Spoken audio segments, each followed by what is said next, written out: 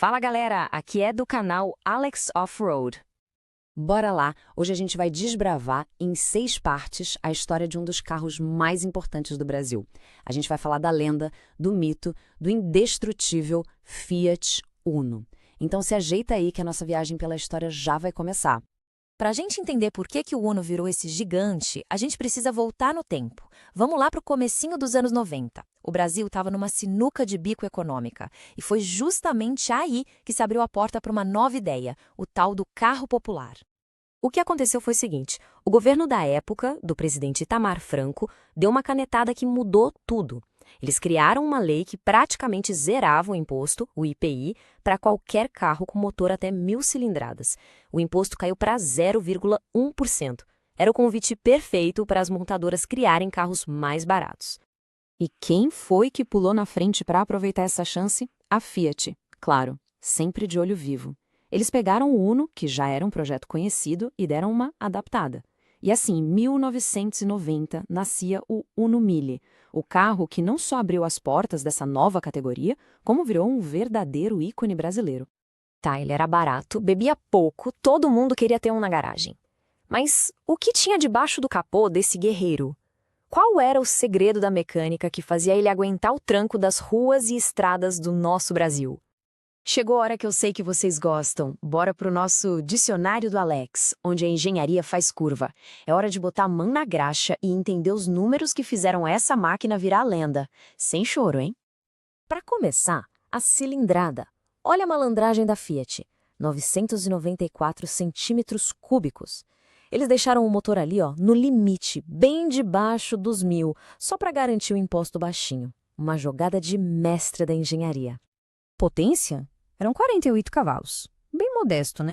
Mas a ideia é que nunca foi ser um carro de corrida. O foco era outro. Ser um tratorzinho valente, um carro para trabalhar muito e gastar pouca gasolina.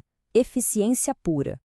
E agora, o torque. 7,4 kgfm. Eu sei. Esse número sozinho não parece dizer muita coisa.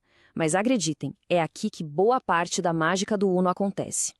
Pensa nesse torque como a agilidade do carro, sabe? É aquela força que faz ele pular na frente quando o sinal abre ou subir uma ladeira sem pedir arrego. É exatamente isso, um soco do Rocky Balboa, só que mais suave. Ele não te joga pra trás, mas tá o tempo todo ali, empurrando. Quem anda de moto sabe muito bem do que eu tô falando, essa pegada valente em baixa rotação.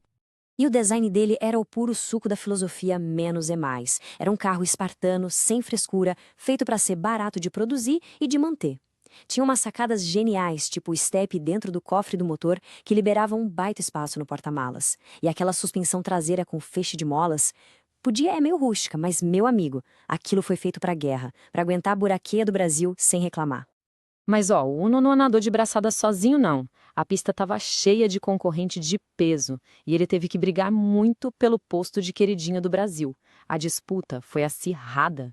A briga principal era com o Gol 1000 da Volkswagen. O Gol era famoso por ser parrudo, aguentar o tranco. Foi o grande rival do Uno por décadas. Uma batalha de vendas que marcou época. Tinha também o Chevette Júnior, um clássico, tração traseira. Mas ele ficou para trás, não conseguiu competir com a modernidade dos outros e saiu de linha rapidinho em 93. Aí o ringue ficou montado para o duelo de gigantes, Uno contra Gol.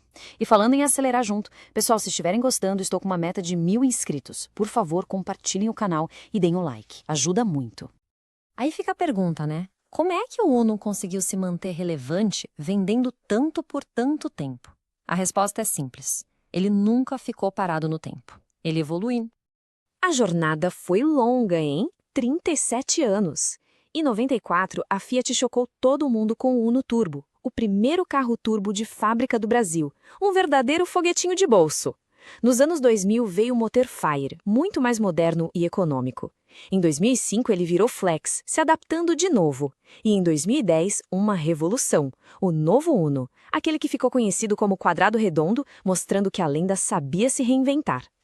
Mas olha, nem os números de venda, nem as evoluções da engenharia conseguem explicar o que aconteceu depois. A verdadeira coroação do Uno veio de um lugar que ninguém esperava, a internet. Como que um carro vira um meme, um fenômeno cultural? Pois é aqui que a história sai do asfalto e invade a tela do computador, do celular. Na internet, o Uno deixou de ser só um carro.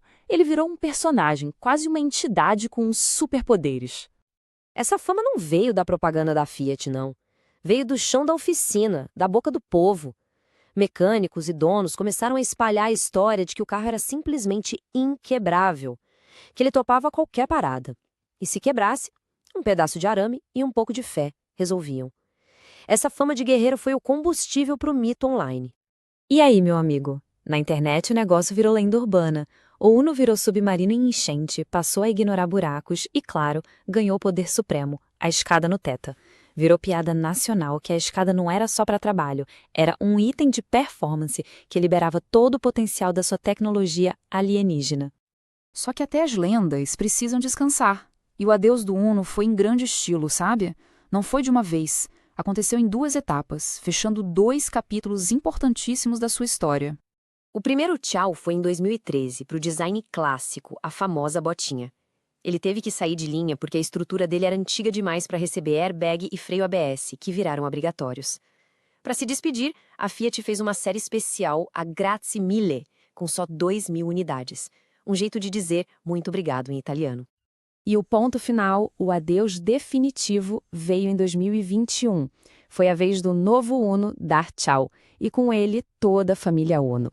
A despedida foi com a edição Tchau, super exclusiva, com apenas 250 carros, para fechar essa história de vez. Essa frase na lateral da edição Cial diz tudo, a história de uma lenda. E é isso mesmo. Em 37 anos, saíram mais de 4.400.000 Unos da fábrica. Não foi só um carro, foi parte da vida de muita gente, um pedaço da história do Brasil. De carro para resolver um problema do país, a ícone da internet Uno deixou sua marca. Agora eu quero saber de vocês. Qual é a sua história com um Uno?